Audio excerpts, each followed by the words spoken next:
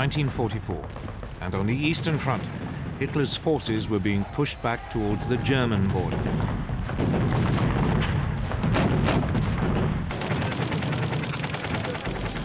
But Germany was about to face a new threat. In the West, Allied forces had been preparing for months to open a new front in northwest France.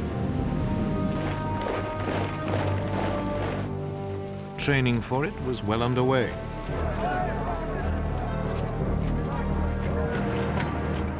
But it was an attack Hitler had long been expecting. His problem was knowing when, and above all where, it would come. The stage was set for one of the greatest battles of World War II, D-Day, the Allied landings along the Normandy coast of France.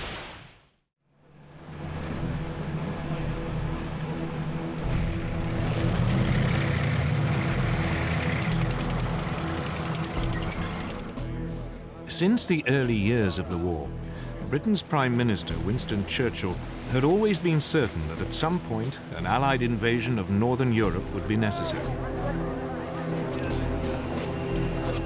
The only questions were when, where, and how. To test the waters, British forces had already mounted a number of practice operations.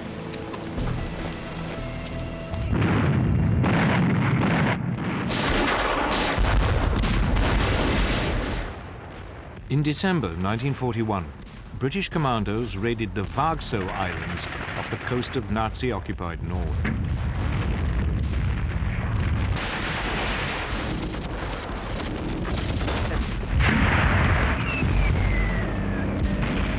It was an attempt to probe German defenses and tie down Hitler's troops in the north. A fish oil factory and coastal defenses were blown up before the commandos withdrew.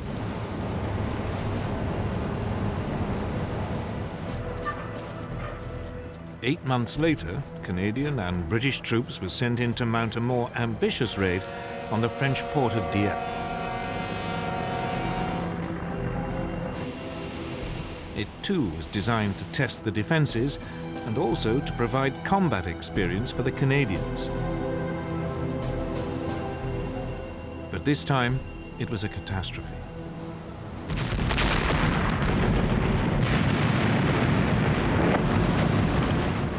As landing craft approached the main beach, they were met by withering fire.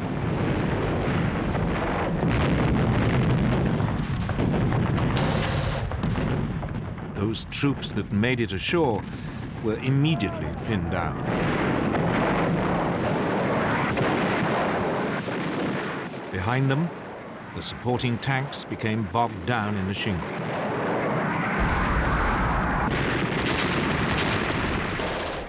Few managed to scale the sea wall.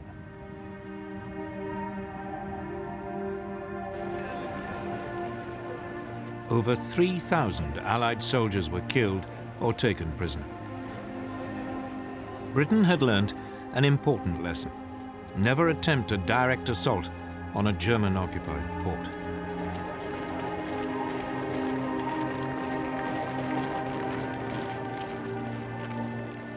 Equally importantly, the Dieppe disaster reinforced the British view that an invasion of Europe could not be rushed. Churchill understood it would require careful planning.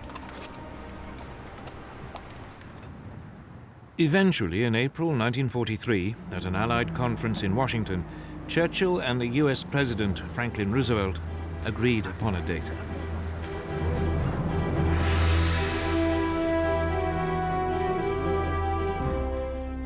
D-Day, or Operation Overlord as the seaborne invasion of France was formally called, would take place in the summer of 1944. But by now, the Germans were preparing for it in earnest. Since the winter of 1941, they had been building an Atlantic wall.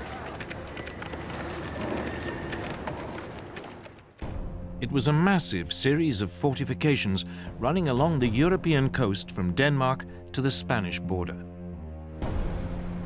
gun emplacements had been constructed at likely landing sites. Beaches had been mined and covered in barbed wire. Obstacles had been placed in strategic places to block landing craft.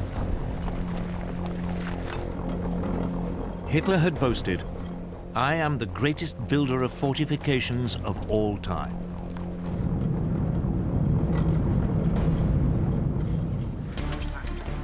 In the summer of 1942, in the wake of the Dieppe attack, work on the Atlantic Wall had been stepped up. Hitler had also ordered an increase in troop numbers in the region. The German overall commander in the west, Field Marshal Gerd von Rundstedt, had been given 15 further divisions.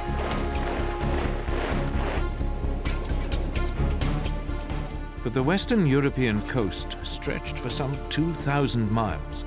He didn't have the numbers to man the entire length.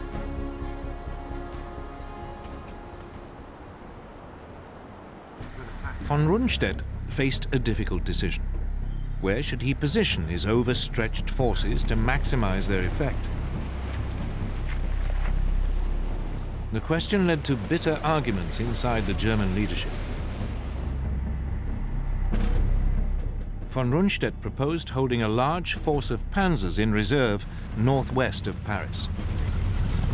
He could then send it in against an invasion once he knew where it was happening.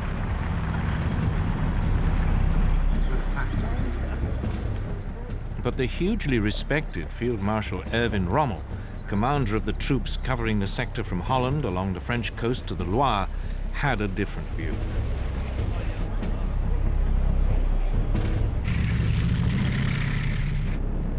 Rommel's concern was Allied air power. He'd seen it firsthand when he'd fought the British in North Africa, and it had left a profound impression. He feared that any counterattack would be broken up by Allied aircraft long before it could go into action.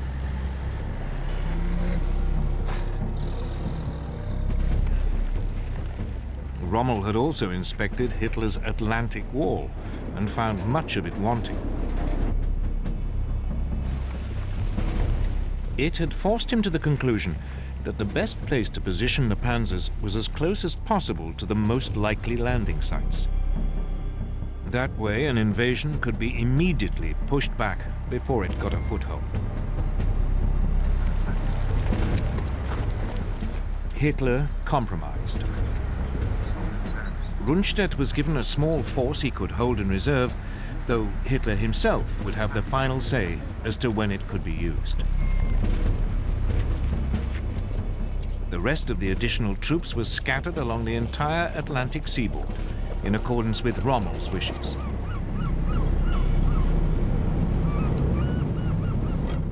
It would turn out to be the worst of all the solutions. There were neither enough reserves nor enough tanks near the coast. But in the autumn of 1943, none of this was clear.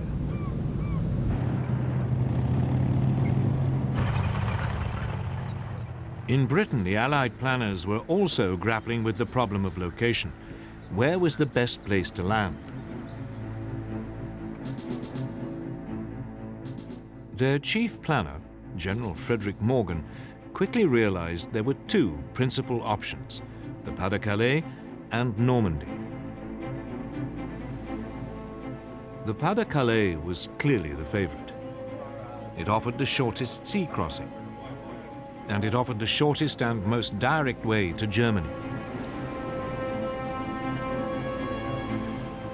But it was also the most obvious route, and Morgan was sure the Germans were expecting it. So he decided to wrong-foot them. Morgan would land in Normandy. It was the beginning of a huge gamble on which the fate of hundreds of thousands of soldiers would depend.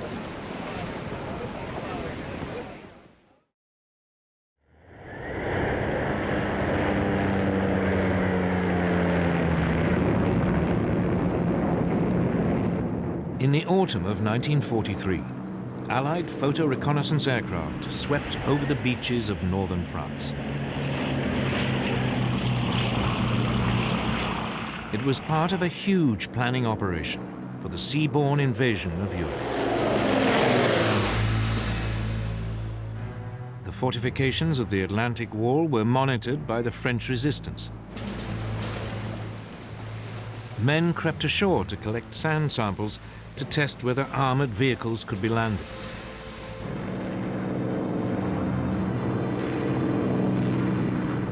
Northern France became the most reconnoitered coastline in the history of warfare. It soon became clear any landing would need some kind of port facilities. But the disaster at Dieppe had shown that it was too dangerous to attempt a direct assault on a German-occupied port.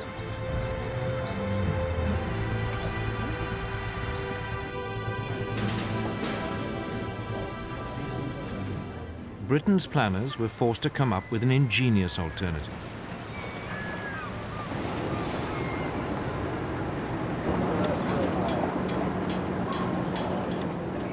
Giant, hollow concrete boxes were constructed in Britain that could later be towed to the French coast.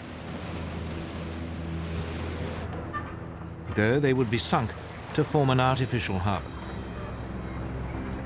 They were known by their code name, mulberries.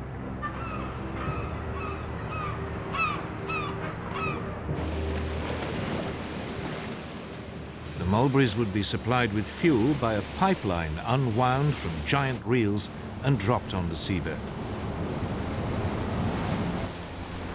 It would run for 100 miles.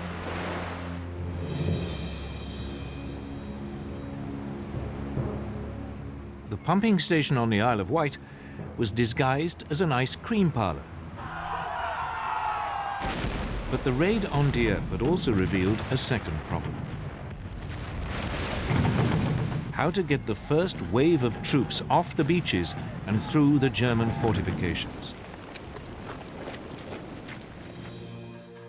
The man told to solve that question was General Percy Hobart, one of the pioneers of armoured warfare.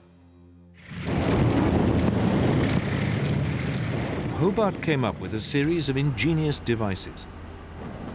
The troops called them the funnies. They included such extraordinary machines as flamethrowers and floating tanks. Flail tanks for clearing mines. The bobbin for laying firm paths across sand or shingle. An armoured ramp for climbing sea walls.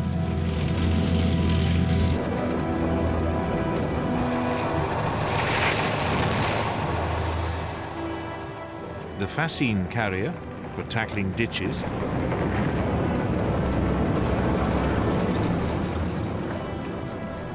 And the bridging tank for wider obstacles.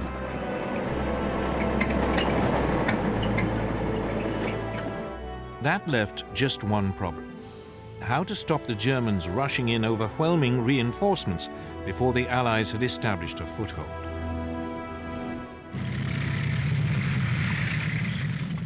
The answer was to keep them guessing until the very last moment as to where the invasion would take place. Operation Bodyguard was a massive and complex deception campaign. German double agents in Britain now began sending back to Germany huge amounts of carefully coordinated false information. This emphasized that the main landings would be in the Pas-de-Calais, although a feint attack might be launched in Normandy.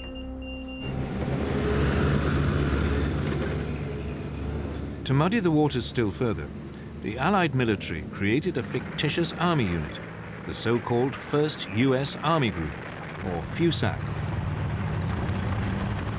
It was stationed, very obviously, in Kent, bang opposite the Pas-de-Calais.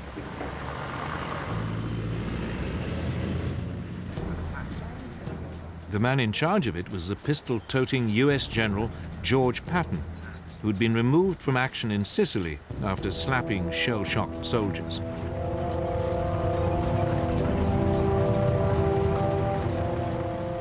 Patton was rated by the Germans as the Allies' best attacking general.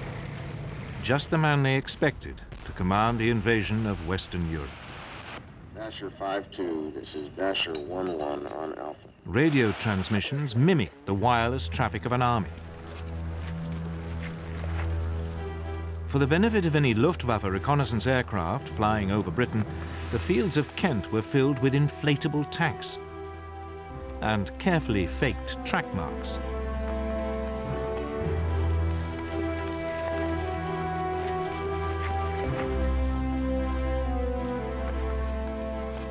There were dummy aircraft made of wood and canvas. Harbours along the Kent coast were filled with dummy landing craft.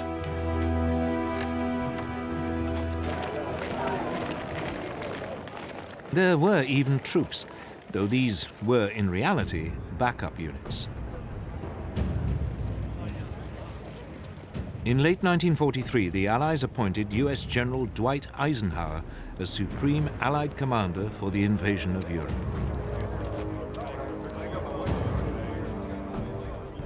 British General Bernard Montgomery would be in overall command of the initial assault troops.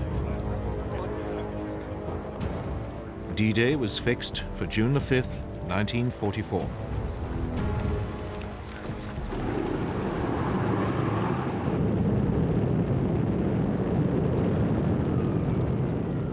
Two months before the landing, Eisenhower launched an elaborate air offensive to disrupt German links to the coast.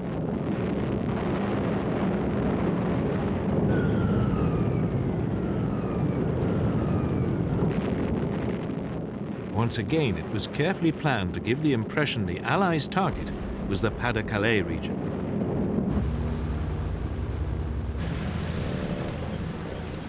As the date of the invasion approached, Allied troop numbers in England reached over 2 million. They were supported by more than 3,000 tanks and 12,000 aircraft. The Germans were well aware an invasion was imminent. But they had been completely taken in by the Allies' phony preparations in Kent and were convinced the most likely landing spot was the Pas-de-Calais.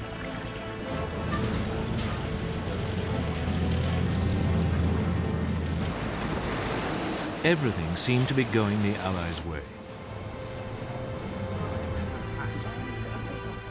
The troops were briefed. Then the weather turned against them. Rain lashed down, visibility was poor, and the channel was stormy.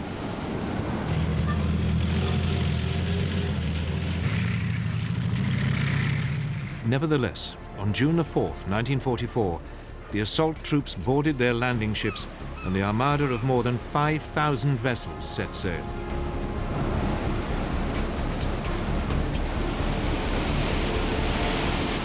But the rain continued to lash down, and later that day the invasion had to be postponed.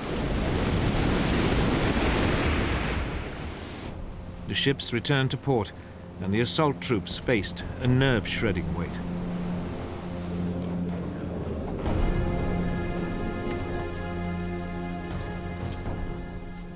Early the next morning, the military leadership met again. The naval commanders were keen to go ahead. But the air chiefs were doubtful. They worried the visibility would still be too poor to provide effective air support. After a long silence, Eisenhower looked up. "Let's go," he said.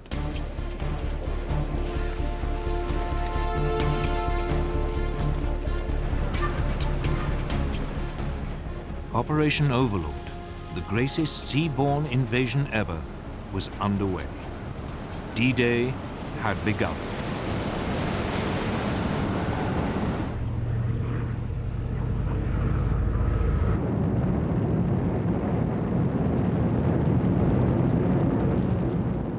1:15 in the morning of June the 6th, 1944, British aircraft towing gliders arrived over the coast of northern France. Then the gliders were released and plunged down to capture vital bridges over the Caen Canal in eastern Normandy. The Allies had launched their great gamble to invade Hitler's empire in Western Europe.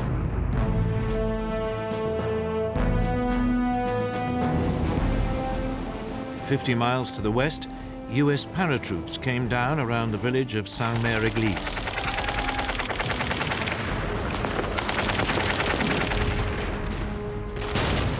There was a fierce firefight.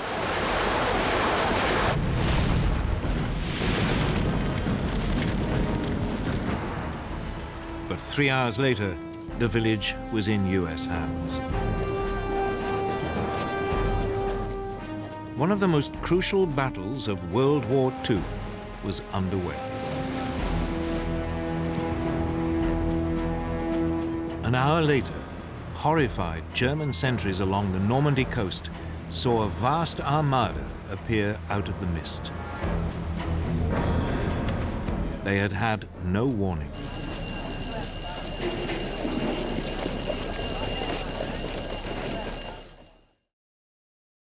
The Allied fleet had sailed under cover of darkness. Moreover, Allied countermeasures had confused the German radar into believing the main weight of the attack was approaching the French coast further east at the Pas-de-Calais.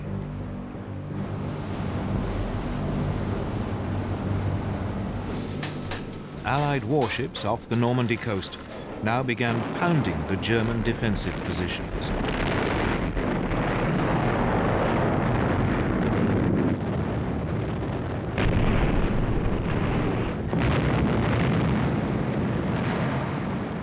Wave after wave of aircraft swept overhead.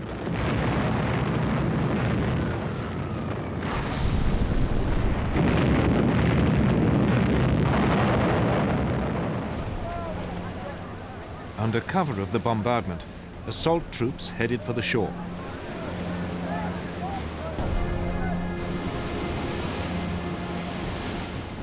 But as they closed in, German artillery and machine guns opened fire.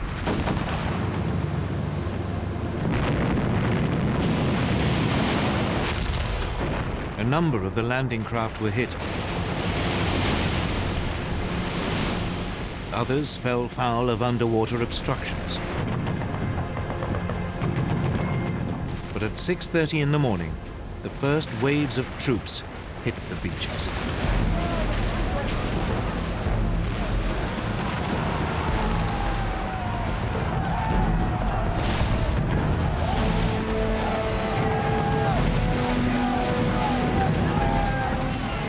At the far western end, the US 4th Infantry Division came ashore near at what they called Utah Beach.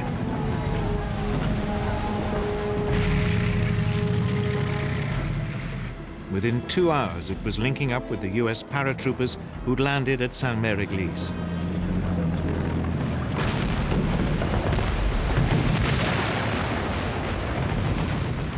Next door, at Omaha Beach, it was more difficult. The beach was a defender's dream, with high cliffs and few ways inland.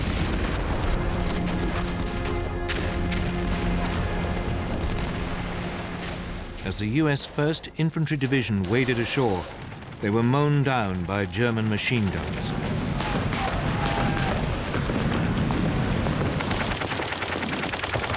To make matters worse, the Americans' amphibious tanks were swamped.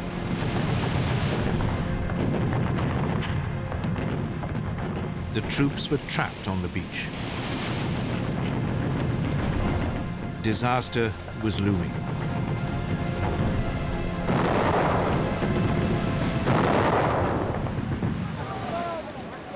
But finally, a few of the soldiers managed to scale the cliffs.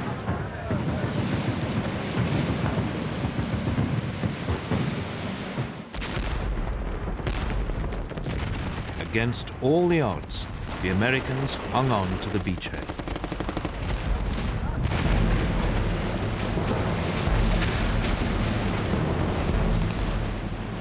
Further east, in the center of the landing area, Britain's 50th Infantry Division came ashore at Gold Beach.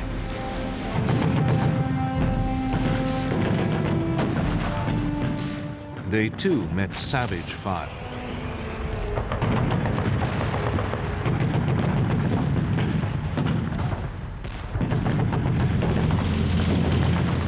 But now, the British deployed their funnies.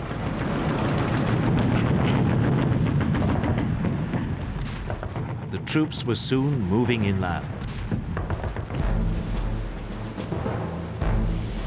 At the adjoining landing spot, Juno Beach, the Canadian 3rd Infantry Division faced a similar situation.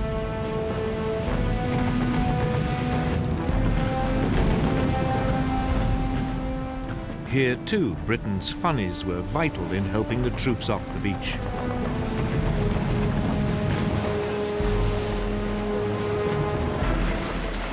Finally, on the far left flank, at Sword Beach, the British 3rd Infantry Division met only patchy resistance.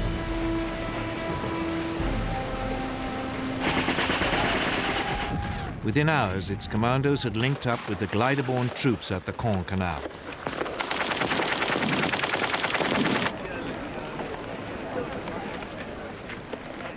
By early afternoon, the Allies had successfully established all of the beachheads.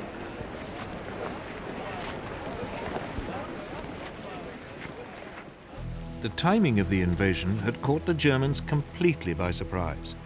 They'd expected the Allies to wait until the weather had cleared. Rommel, the operational German commander for the whole of the northwest French coast, had taken the opportunity of bad weather to visit his family in Germany. His immediate subordinate in Normandy and Brittany, General Friedrich Dollmann, was over 100 miles away, taking part in a war game exercise. Only the overall German commander for the whole of Western Europe, Field Marshal Gerd von Rundstedt, was at his HQ. But he needed Hitler's permission to move his panzer reserves to the battlefield. However, Hitler was asleep, and his aides wouldn't wake him. It wasn't until midday that the Führer finally learnt about the invasion, but he didn't take it seriously. He was still convinced the main attack would come in the Pas-de-Calais. Normandy, he believed, was just a feint.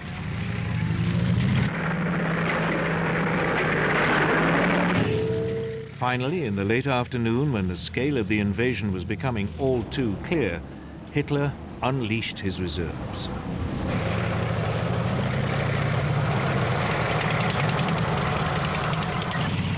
But they were too far away to provide immediate support.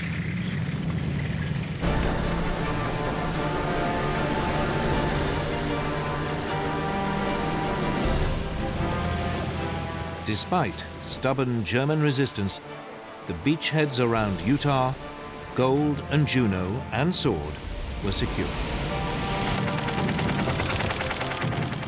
Only at Omaha was the situation more precarious.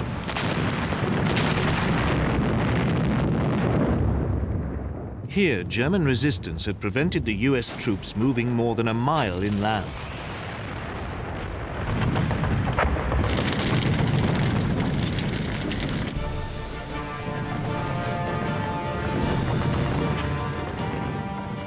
By nightfall on June the 6th, over 100,000 Allied troops had been landed in Normandy.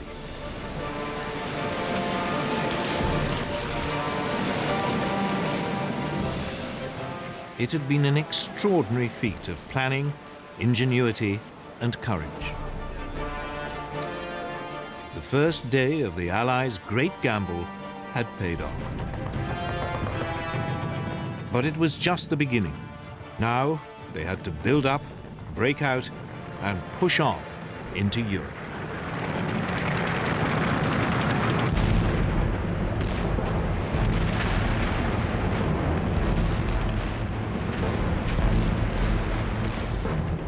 As the second day dawned on the greatest seaborne invasion ever attempted, thousands of Allied troops had broken out of their beachheads and were moving inland.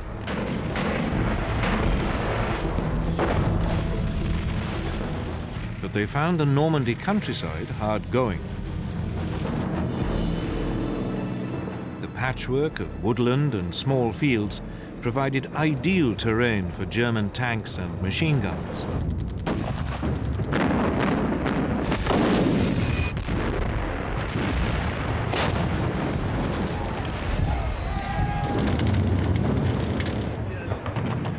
The Allies suffered heavy casualties.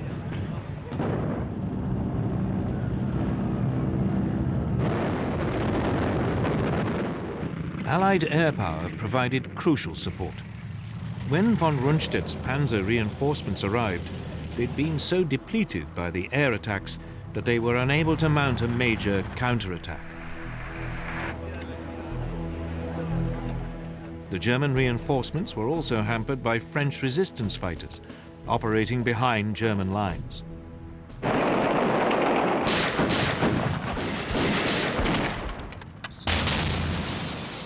They ambushed troop convoys and blew up bridges. As a result, the Das Reich SS Panzer Division took over 2 weeks to make a journey which should have lasted a mere 3 days.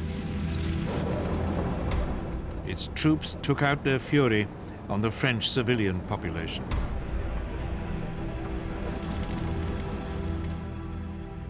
The village of Oradour-sur-Glane and its 642 inhabitants were wiped out.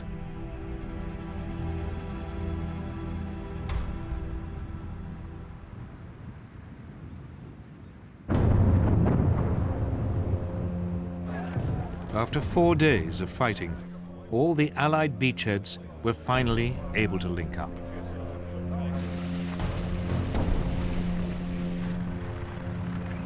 But they'd still only managed to penetrate 10 miles inland.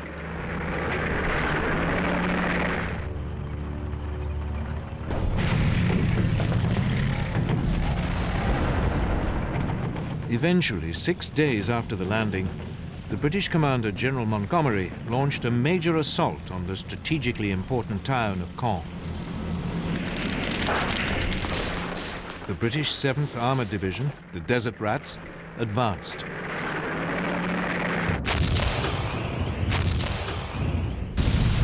But its spearhead ran into 4 German Tiger tanks.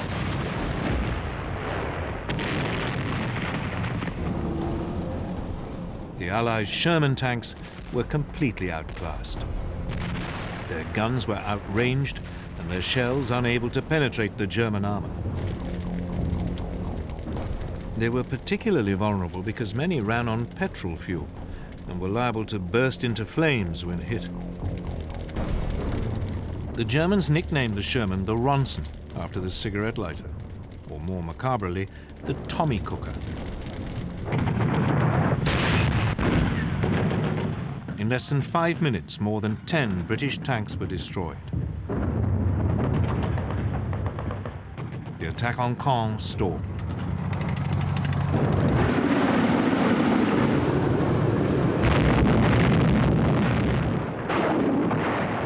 Outmatched by the German tanks, the Allies relied on air power and artillery.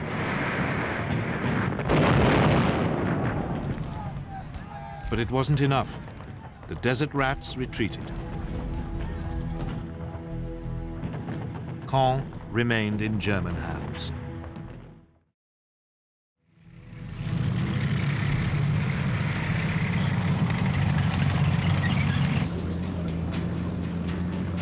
Meanwhile, further west, US forces advanced on the equally important port of Cherbourg.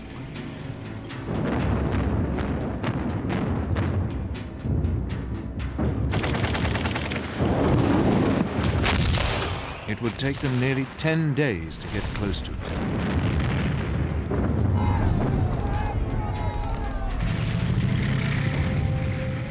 They weren't helped by the weather.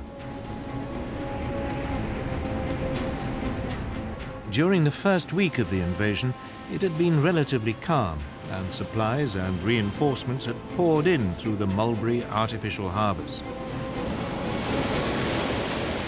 But now the weather turned. Gales swept the English Channel. The US Mulberry Harbour at Omaha was destroyed. The other Mulberry, in the British sector, was badly damaged and put out of action for several days. The flow of reinforcements slowed. It meant the port of Cherbourg was an even more vital objective. As the US forces now approached it, the German garrison resisted.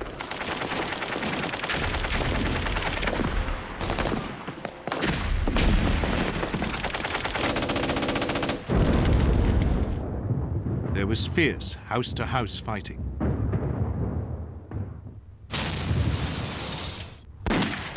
It would take the Allies a week to secure the city.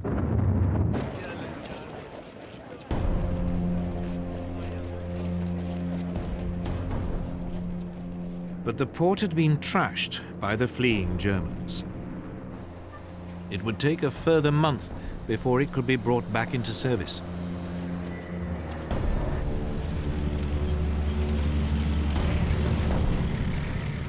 Meanwhile, Montgomery launched another assault on Caen.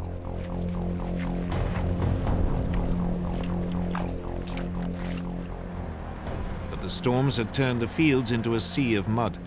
Low cloud meant air support was impossible.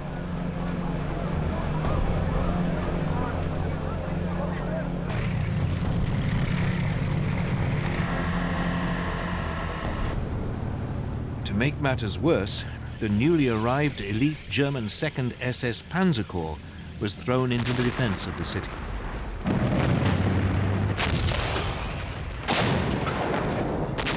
After 4 days, the British were again forced to halt.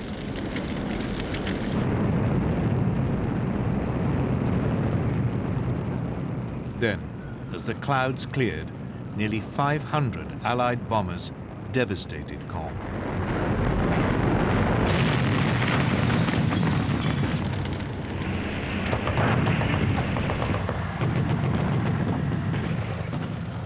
British troops fought their way into the north suburbs. But the ruins made ideal defensive positions for the Germans.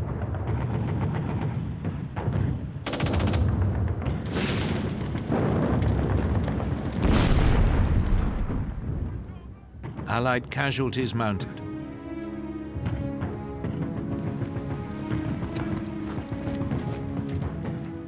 After 48 hours, the attack was, yet again, called off.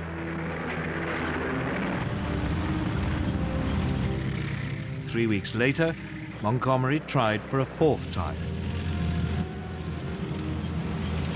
The plan was to capture the remaining German strongholds and then push on south, deeper into France.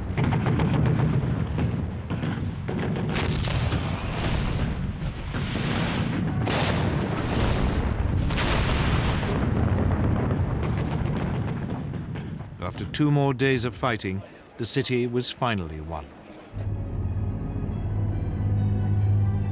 The way now seemed open for the British tanks to move south, deeper into France.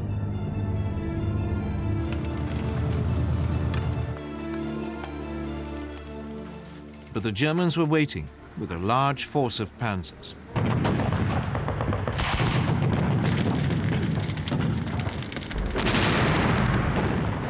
The British advance stopped again.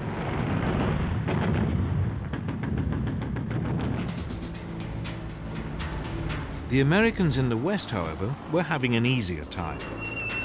The fighting around Caen had sucked in the majority of the German defenders. As the American forces prepared to thrust further into France, they faced only scattered opposition. The scene was set for the Allied forces to break out at last.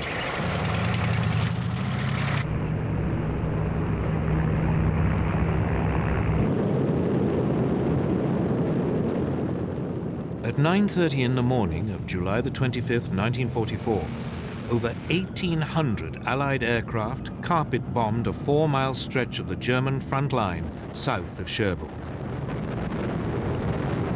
It was the beginning of Operation Cobra, the US breakout into France.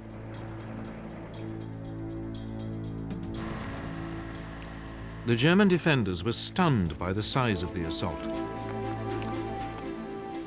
But so too were some of the US soldiers. The plan had been for the bombers to fly in from the east, parallel to the US front line, to minimize the risk of bombing American troops.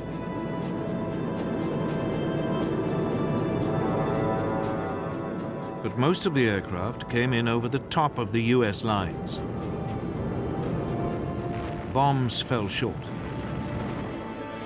Over 100 US troops were hit and killed.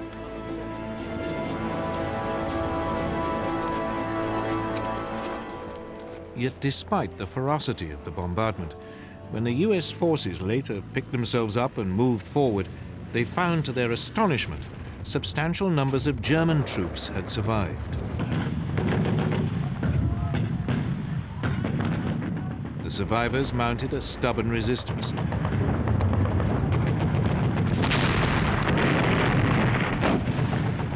As fighting raged, it looked as though the Americans would fail to break through the German lines.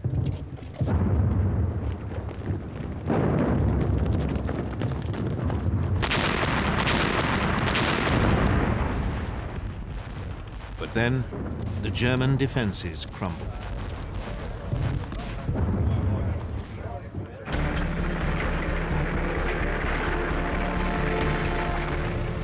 The next morning, US tanks broke through and moved forward into open country. There was now almost no German resistance left, and the Americans quickly pushed deeper into France. The hill town of Coutances fell. Then the crossroads town of Avranches. As the Allies pressed forward, they were helped by change and confusion in the German High Command. At the beginning of July, 3 weeks after the D-Day landings, Hitler dismissed the German commander-in-chief, Field Marshal Gerd von Rundstedt, for defeatism. Von Rundstedt had made little attempt to hide his belief that Germany faced an unwinnable struggle.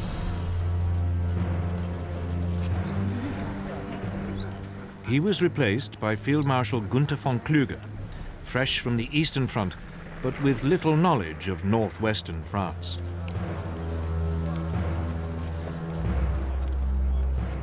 Two weeks later, Rommel, the second most senior German officer on the front, was severely injured when his staff car was strafed by a British fighter.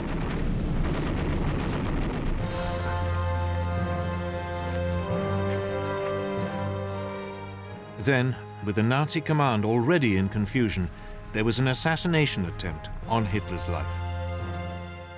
On July the 20th, 1944, a disillusioned aristocratic war hero, Colonel Klaus Schenk Graf von Stauffenberg, planted a bomb in the planning hut at Hitler's headquarters in East Prussia.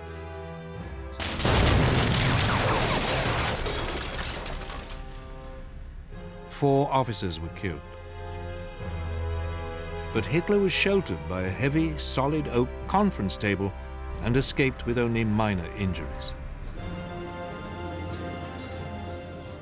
The plot was swiftly and brutally put down.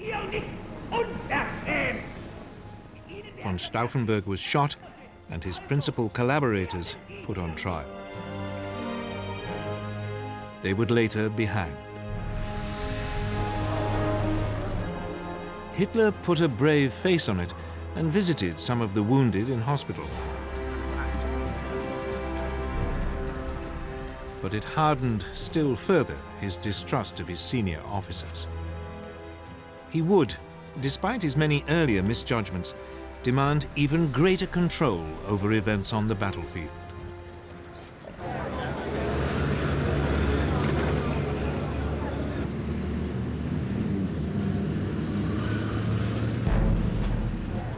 Back in France, General George Patton, back in charge of a real fighting force, ordered his troops to fan out. They took Rennes, Mayenne, and headed for Le Mans.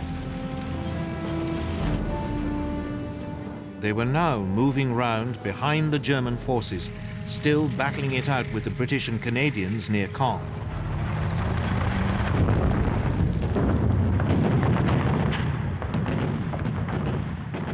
With the Americans to their south and the British to their north, it seemed the German forces in Normandy would be surrounded.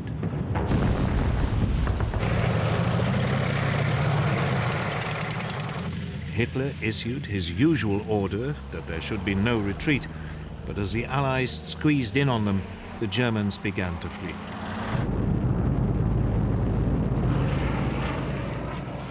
They were remorselessly harried by Allied aircraft and artillery.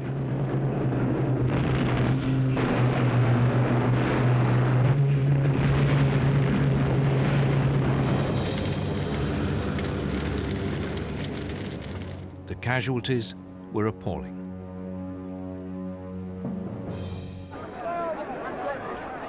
Finally, on August the 20th, 1944, the Allied forces moving in from both the north and south met up. The so-called Falaise Gap, named after the nearby French village, had been closed. Large numbers of Germans were trapped.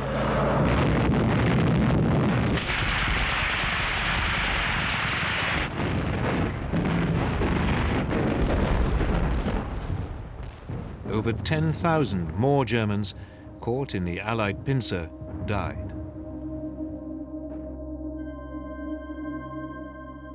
A further 50,000 were taken prisoner.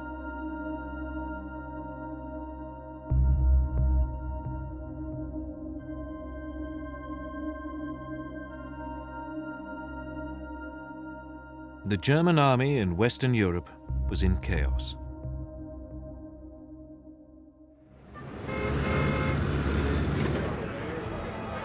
Meanwhile, far to the south, on the French Mediterranean coast near Cannes, there was a second Allied seaborne invasion. US troops came ashore virtually unopposed. They were helped by paratroopers from the Free French Army, men who had escaped from German-occupied French territory in Europe and North Africa. The landing had always been opposed by the British, who regarded it as a diversion. But the United States had long regarded it as an essential part of clearing the Germans out of France.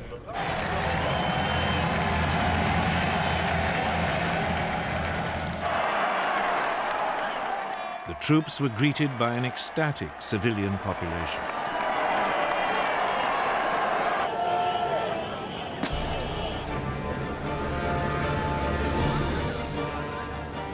It was soon advancing rapidly up the Rhone Valley.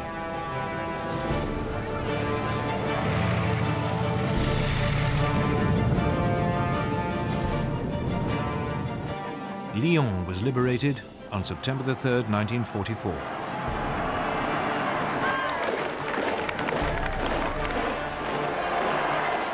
Ten days later, they reached Dijon and made contact with Patton's forces advancing from western France.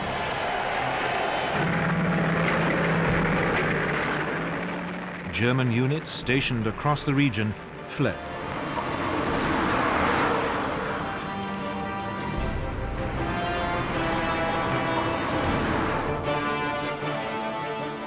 In barely 3 weeks of headlong advance, the Allied invasion of Europe had liberated most of France. That left Paris, where French resistance fighters now rose up against the German occupation. There seemed little to prevent the Allied onrush from continuing to the German border.